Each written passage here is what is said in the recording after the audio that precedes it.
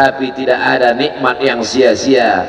Afa khalaqnakum abatha, apakah kami ciptakan kamu sia-sia? Aku beri engkau nyawa, aku titipkan roh di dalam jasadmu, kuberikan kesempatan tinggal di dekat az-zikra, tapi kenapa kau menjadi ayam yang mati di lumbung padi? Perutnya mungkin kenyang, tenggorokannya mungkin tenang, matanya mungkin lapang, tidurnya lelap, tapi jiwa kosong hampa. Akibat apa? Akibat tidak diisi dengan zikir, tidak diisi dengan baca Quran, tidak diisi dengan muhasabah, tidak diisi dengan meneteskan air mata, tidak diisi dengan duduk bersama ulama, tidak diisi dengan sholat berjamaah, tidak diisi dengan kajian-kajian. Sesungguhnya setiap kita datang ke dunia ini sudah membawa benih.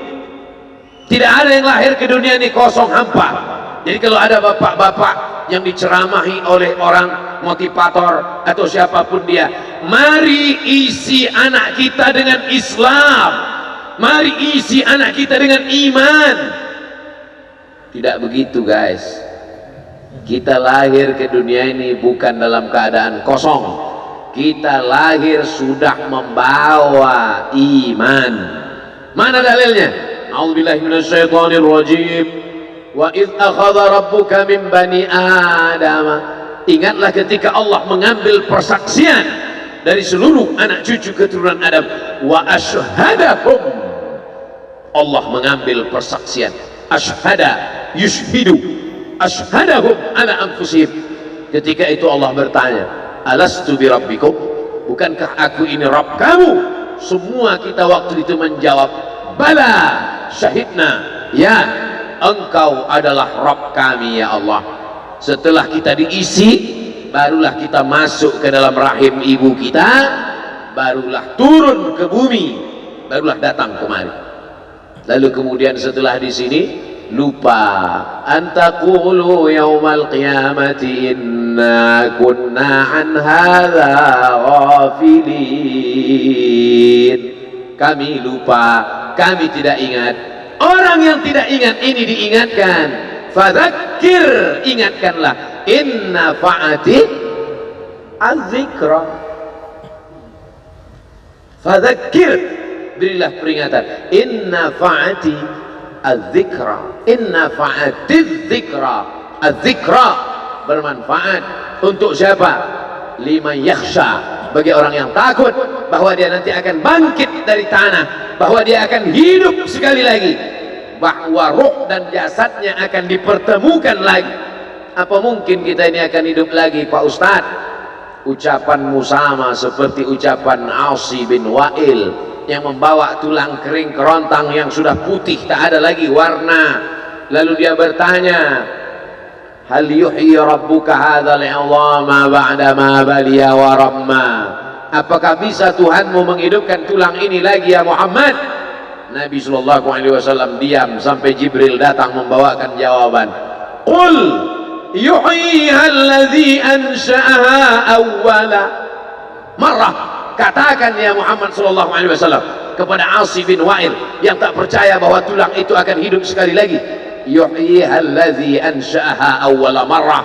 Dia yang menciptakan tulang itu sebelum ada menjadi ada, sekarang setelah ada dibuatnya menjadi tidak ada, akan dikembalikannya lagi menjadi ada. Sedangkan menciptakan yang tidak ada menjadi ada saja dia sanggup, apalagi yang pernah ada dibuatnya menjadi tidak ada, dikembalikannya lagi menjadi ada. Innama amruhu idza arada syai'an ayyaqula lahu kun. Azmuz zanab, ujung tulang ekor sebesar ibu jari, tulang belakang sampai ke bawah, yang lain hancur. Ketika digali makam kuburan, ada yang tulang-tulang hanya tinggal tulang paha saja, ada yang hanya tinggal gigi dan rambut saja, yang lain hancur. Tapi ada satu yang tidak hancur, kata Allah, disampaikan Nabi Muhammad SAW, ujung tulang ekor sebesar ibu jari.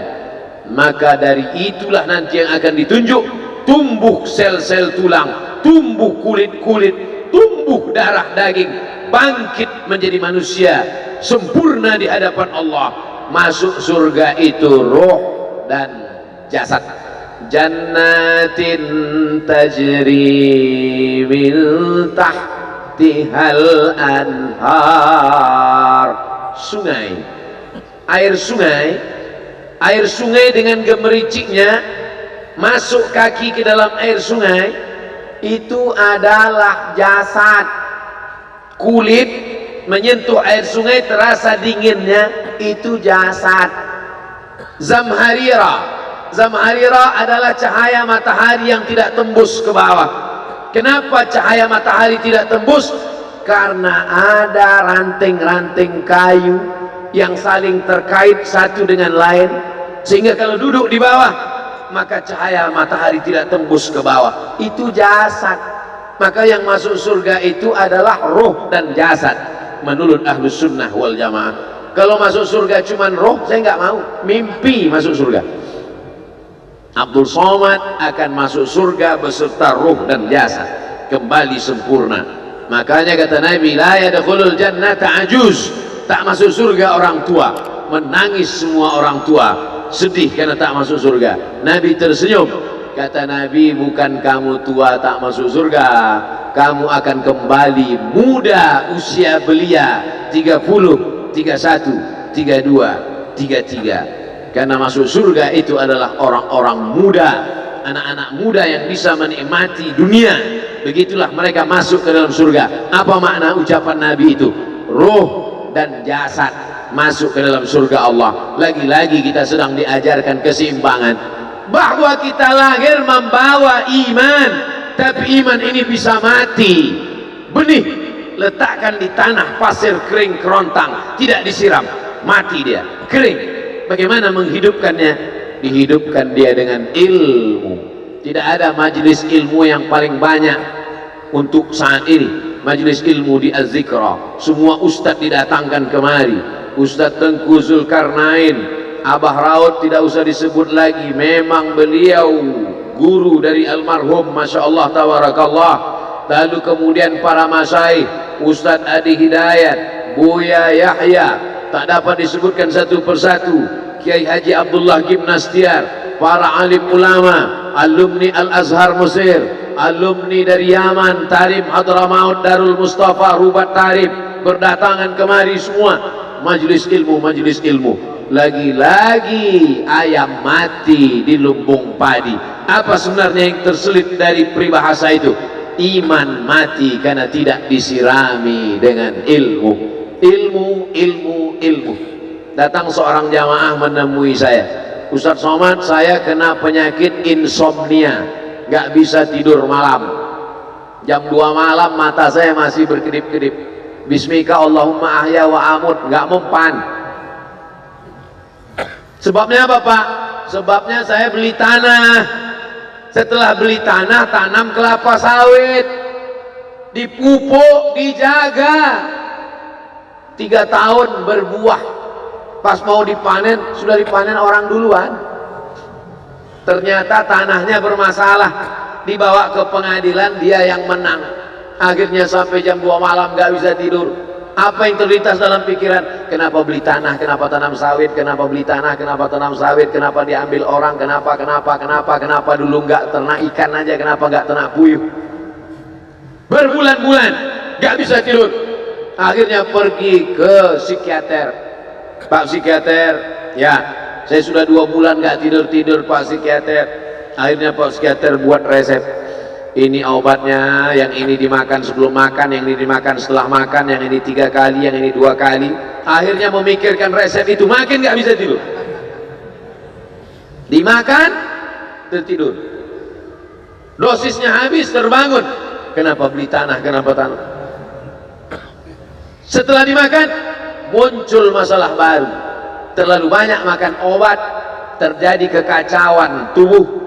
Akhirnya kena buah pinggang, muncul masalah baru. Sampai akhirnya saya ketemu MP3 Ustadz. Saya dengarkan sebelum tidur malam. Begitu saya dengar, saya tertidur. Makanya saya tidak marah kalau ada jamaah itu tidur. Itu menunjukkan jiwanya tenang. Karena dia tidak kena penyakit insomnia. Orang Amerika, orang Eropa, mobilnya mewah, apartemennya cantik, rumahnya megah, duitnya banyak, dolarnya bejibun, gak bisa tidur karena masalah hidup dunia. Kita naik angkot kelewatan gang. Itu menunjukkan apa? Di mana letak ketenangan itu? Huwallazi anzala sakinata fi qulubil mu'minin. Dia yang menurunkan ketenangan ke dalam hati orang yang beriman. Oleh sebab itu maka iman ini mesti disiram dengan ilmu. Majelis ilmu adalah majelis zikir.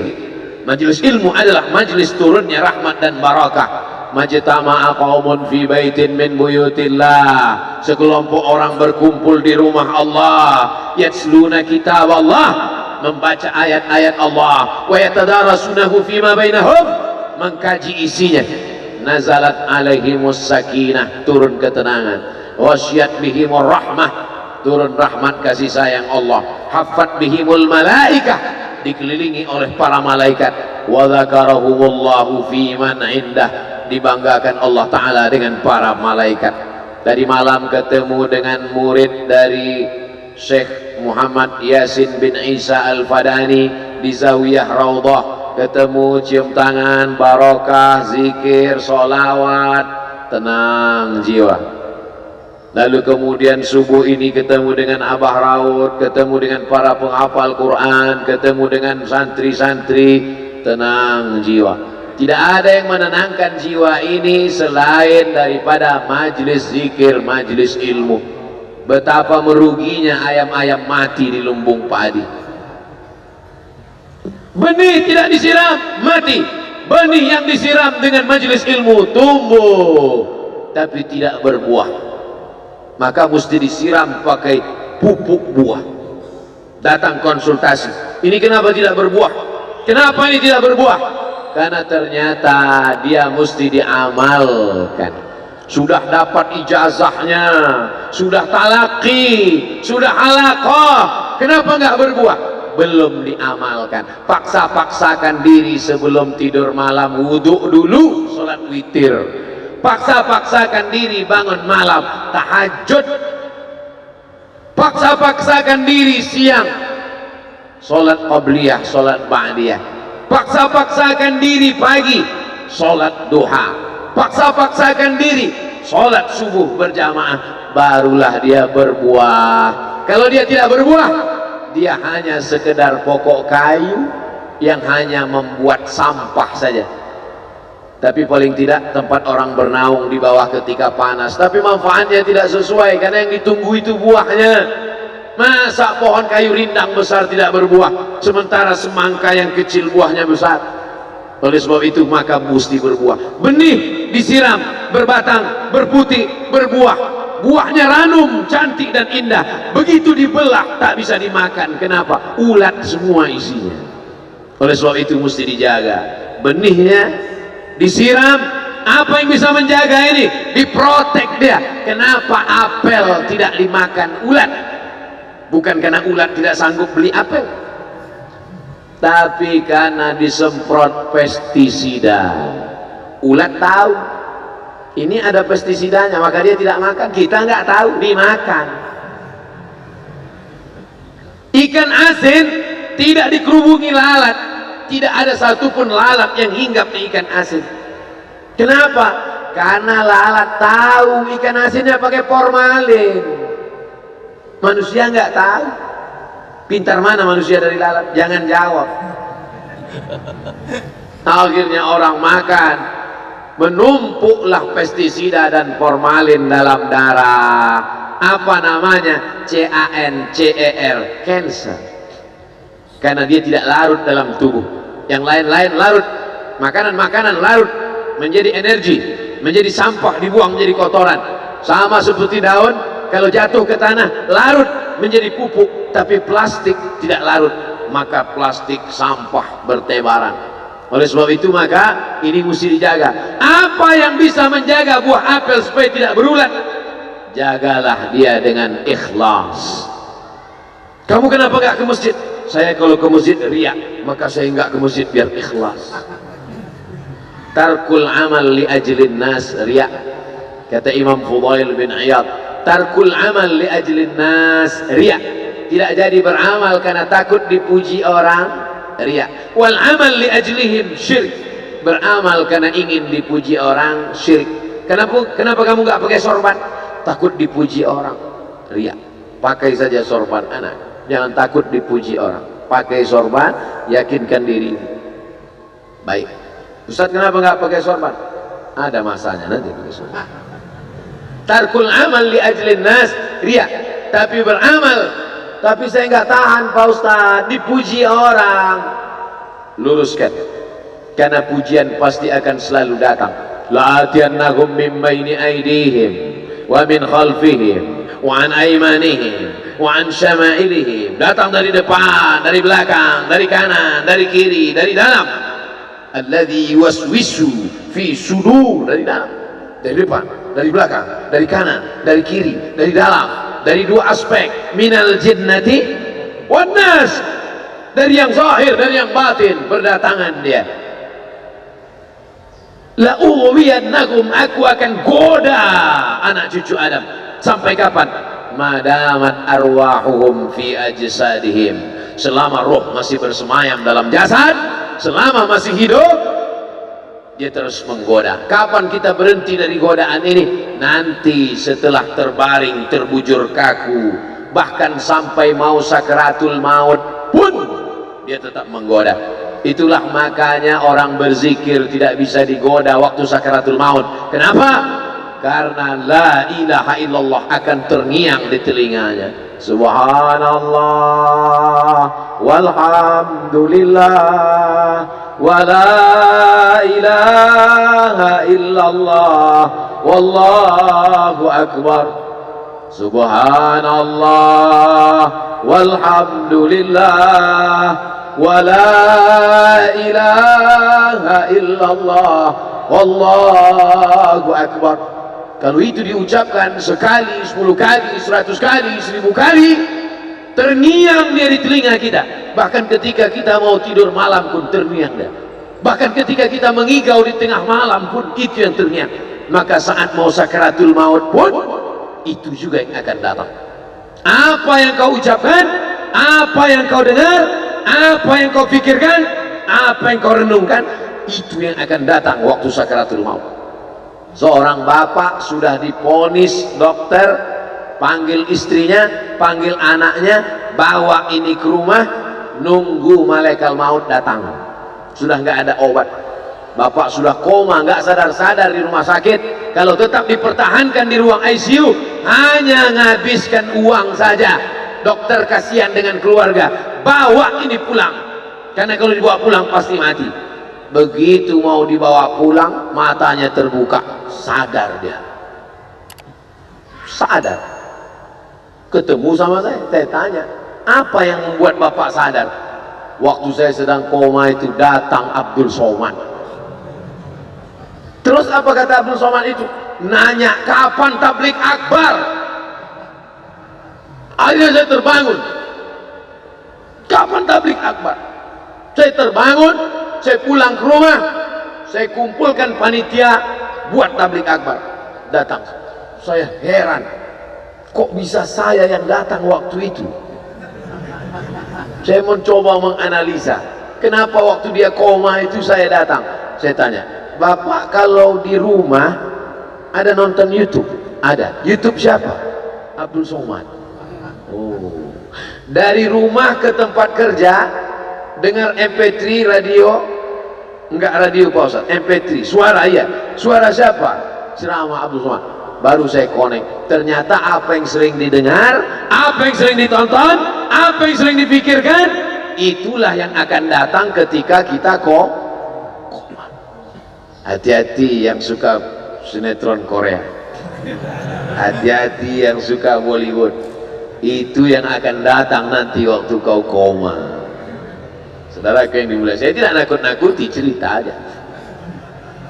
Tapi yang ketiga, subhanallah, bukan subhanallah, astaghfirullahalazim, astaghfirullahalazim, astaghfirullahalazim, astaghfirullahalazim, Astaghfirullahal azim, astaghfirullahal azim, astaghfirullahal azim, astaghfirullahal azim, astaghfirullahal azim, astaghfirullahal azim, astaghfirullahal azim, astaghfirullahal azim, astaghfirullahal azim, astaghfirullahal azim, astaghfirullahal azim, astaghfirullahal azim,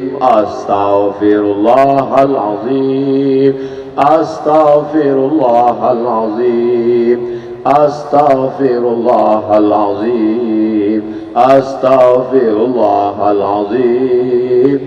Mudah-mudahan saat kita akan sakaratul maut, itulah yang akan datang betul. Waktu saya melantunkan astaghfirullahalazim dengan irama itu, siapa yang terbayang tadi? Ustaz Al-Mukarram Sa'ari bin Al-mar'u ma'aman ahab. Orang akan tetap selalu bersama, tetap selalu bersama. Itulah lantunan pertama yang saya dengar pertama kali di Pekanbaru, di halaman sekolah polisi SPN Pekanbaru. Sekarang sekolah polisi itu sudah jadi kantor Kapolda karena pindah. Setiap saya lewat di situ, kenangan. Di sinilah pertama kali, dan itulah lagu itulah sampai hari ini. Maka kalau saya lantunkan, saya ingat orangnya, saya terbayang wajahnya. Itu betul kata Nabi, almar'u ma'aman ahab. Orang tidak akan pernah. Saya kalau diundang untuk ceramah kemarin berpikir 2-3 kali. Dulu saya membaca riwayat tentang Bilal bin Rabah yang pindah ke Damaskus setelah Nabi meninggal. Saya tidak paham cerita itu, karena Bilal bin Rabah pindah ke Damaskus, tidak mau azan lagi. Gak mengerti saya kisah itu. Yang saya pahami, setelah Nabi meninggal, dia pindah ke Damaskus, azan di Damaskus, Suriah. Disuruh, diminta oleh Abu Bakar supaya datang ke Madinah azan, gak mau. Diminta oleh Sayyidina Umar, Bilal datang ke Madinah azan, enggak. Sampai akhirnya datang Sayyidina Al-Husain. Kata Sayyidina Al-Husain, datanglah. Bilal datang. Datang Bilal dari Damaskus ke kota Madinah, dan dia azan. Azannya tidak selesai. Kenapa tidak selesai? Karena dia merasakan kalau dia azan, bahwa nanti yang jadi imam Rasulullah. Dan ternyata perasaan itu sama bagi orang Madinah. Orang Madinah mendengar suara itu dulu lama sekali, dulu 3-5 tahun yang lalu. Dan kalau sudah suara itu terdengar, pasti nanti imamnya adalah Rasulullah. Ramai mereka datang, luar biasa ini azan, kata mereka. Karena kalau sudah azan ini yang pasti nanti imamnya tersebut. Al-Fatihah. Alhamdulillah rabbil alamin arrahmanir rahim maliki yaumiddin iyyaka na'budu wa iyyaka nasta'in ihdinas siratal mustaqim siratal ladzina an'amta 'alaihim ghairil maghdubi 'alaihim waladdallin amin. Allahumma ighfir lahu warhamhu wa'afihi wa'fu anhu wa akrim nuzulahu wa wasi' madkhalahu waghsilhu bil ma'i wal thalji wal barad wa naqqihi min al khataaya kama yunqqa ath-thawbu al abyad min ad-danas wa abdilhu daran khairan min darihi wa ahlan khairan min ahlihi wa qihi min fitnatil qabri wa 'adzabil nar. اللهم لا تحرمنا أجره ولا تفتنا بعده واغفر لنا وله ولإخواننا الذين سبقونا بالإيمان ولا تجعل في قلوبنا غلا للذين آمنوا ربنا إنك رؤوف رحيم. اللهم اجعل أهله وتلامذته وطلابه من الصابرين الذين إذا أصابتهم مصيبة قالوا إنا لله وإنا إليه راجعون. اللهم اجعل أبناءه وبناته من الصالحين والصالحات واحفظهم من كل سوء وشر. اللهم اجعل هذا المعهد الذكر معهدا عظيما مباركا تخرج منه الطلاب والطالبات من المجاهدين والمجاهدات في سبيلك بأموالهم وأنفسهم. اللهم احفظهم من الظلمات اللهم أخرجهم من الظلمات إلى النور اللهم وفقنا لما تحبه وترضاه اللهم اجعل أبناءنا وبناتنا من حفاظ القرآن والحافظات اللهم اجعل قبره روضة من رياض الجنان لا تجعل قبره حفرة من حفر النيران وصلى الله على سيدنا مولانا وشفيعنا وذخرنا محمد وعلى آله وصحبه وسلم والحمد لله رب العالمين. Kalau sayang dengan almarhum, hidupkan majelisnya, ramaikan, bangkitkan semangat, tunjukkan kepada Allah Subhanahu wa taala bahwa kita cinta. Sab'atun yudhilluhumullah, 7 orang yang dapat naungan yauma la illa dhilluh, hari itu tak ada naungan kecuali naungan Allah. Rajulani, 2 orang tahabba fillah, berkasih sayang karena Allah, ijtama'a alaih, bersama karena Allah, wa tafarraqa alaih. Saya berharap saya dengan almarhum, saya dengan Abah Raud, saya dengan para sahabat termasuk yang mendapatkan naungan ini. Saya dengan almarhum tak ada hubungan kepentingan, kami tak ada hubungan politik, kami tak ada hubungan ekonomi, kami murni karena la ilaha illallah Muhammad Rasulullah. Alaiha nahya, dengan itu kami hidup, wa alaiha namutu, dengan itu kami mati, wa biha nub'atsu insyaallah, dengan itu juga nanti kita akan dibangkitkan. Sayang dengan Nabi, hidupkan masjid-masjid. Sayang dengan ulama, hidupkan majelis-majelisnya. Jaga peninggalan-peninggalannya, lanjutkan perjuangannya. Itu bukti sayang. Sayang bukan di tepi bibir, sayang bukan basa-basi. Oleh sebab itu kita akan dituntut di hadapan Allah tentang nikmat besar ini. Mudah-mudahan kita lulus ujian dunia, ujian akhirat. Amin ya rabbal alamin.